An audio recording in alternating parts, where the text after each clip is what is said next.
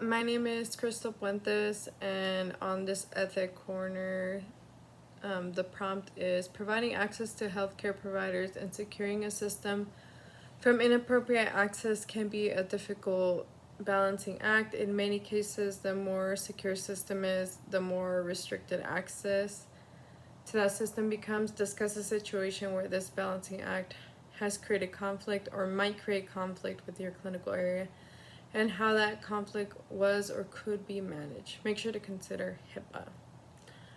I work in the ER, and sometimes we don't even have that much time to access their records. Sometimes they come in and we don't even know their name.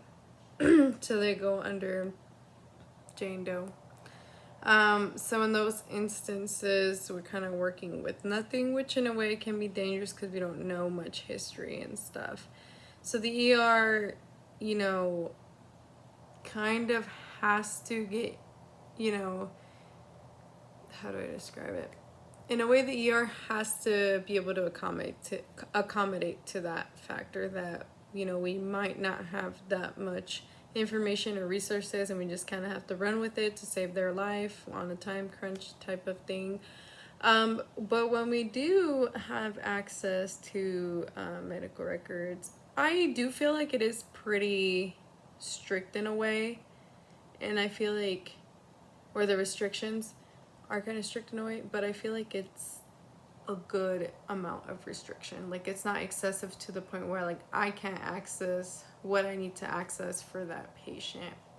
I feel like it is pretty safe the way they restrict the system and everything. So I do feel like as long as, we're following policies and stuff, I feel like it's not that much of a conflict. I feel like the only type of conflicts that there is just from people not following like HIPAA protocol, like they're not like locking their computer, they leave it unlocked in the patient's room, stuff like that, or discussing, we have access to the records so we can see stuff and like discussing it in front of their family without telling them.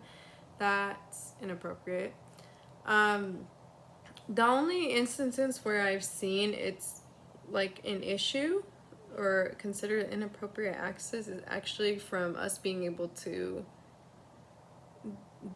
access it without that many restrictions. Like, I've heard about a doctor at my facility that I currently work at that they had accessed their mother or their father, some family member, they accessed their medical records because, of course, we have access. We can look up patients by their date of birth, by their medical record number.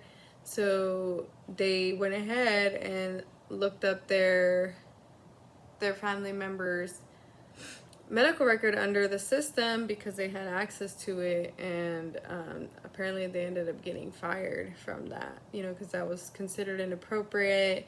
They were able to see all the notes and everything, very detailed, so that was considered inappropriate access. And the way they resolved is the doctor got fired.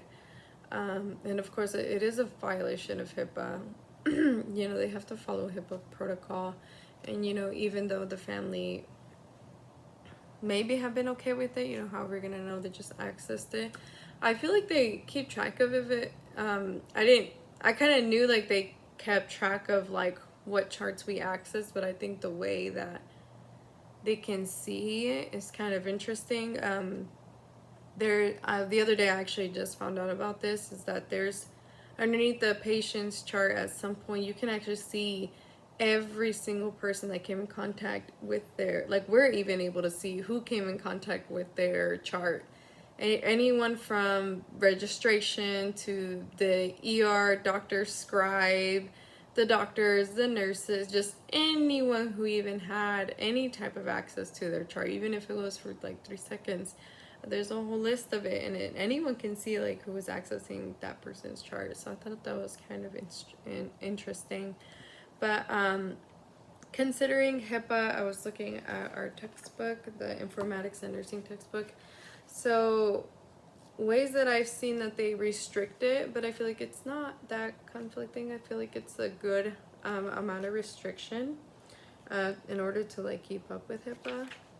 Is they have like automatic log out, so like your computer will log out after a certain period. I feel like that's great. If someone like leaves it open on accident, which they shouldn't, it'll automatically log them out.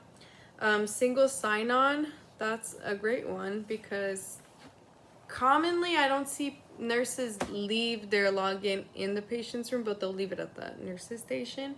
So a lot of times we're just like badging everywhere. We're badging in the med room, we're badging in the patient's room, we're badging in the nurse's station, and sometimes we don't like, I'll see that they don't badge out, especially at the nurse's station, because I just feel like, whatever. But, you know, technically anyone could, once you're badged in, if you walk away, anyone could literally put orders in document under your name completely. Like, so that's concerning, but that's the good thing about the single sign-on, is that once you like go somewhere else, it logs you out of that other computer, so there's no way that anyone could be using it. So I feel like that's like a great restriction for people. It's kind of like a shield, or you know, just in case, you know, we're in a hurry and we're badging all over the place. So that's like a good one that I found in our book. And then another one was, of course, the password policies. So yeah, I have seen that they have like a certain time frame from when we need to change our passwords. It had to be like a certain amount of numbers and stuff. So I feel like that's a pretty good protection thing there as well, is that we keep changing it, the passwords, especially for like things like hackers and stuff, or anyone else trying to guess your password, which I hope no one at work is trying to guess your password. That's not really good intentions. And then authentication. So of course we have to go through like background checks and all this other stuff to be able to even be allowed into the system, you know. So I feel like that's a good one. Even then, like when I'm accessing anything at home, I can't access people's medical records at home, but anything like work related, even I have to like use my phone to authenticate that it's me accessing stuff for work, even for my stuff. So I feel like that's where they take an extra step to try and really take HIPAA seriously. Another thing I really, considering HIPAA, I feel like a lot of people are educated but are not that educated about HIPAA. Like, it's kind of like a really basic concept, like, yeah, protect the patient's privacy.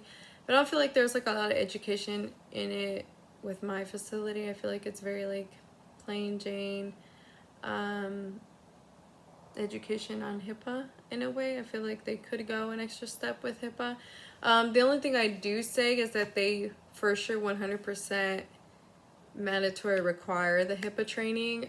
Interesting enough, there's a lot of like modules and stuff that we need to do, but HIPAA is the only one that will actually completely kick you out of the system if you don't do it. So like if the HIPAA education is due and you didn't do it, you literally cannot badge in, you can't access any records or anything like that. So I feel like that's a heavy restriction, and it is kind of conflicting when you show up to your shift and you didn't do your HIPAA training and you literally cannot do anything. You can't do your job, you can't access any records. It's literally a nightmare. I've seen some nurses come in and they're literally not even able to work for a couple hours because they're calling IT trying to get that fixed. That is a restriction, but I feel like it's like, yeah, like, hey, like you guys need to go over your HIPAA. It's that important. Even though I feel like it's not that, you know, extensive or anything like that, I still feel like, yeah, they make it like very important. And thank you for listening.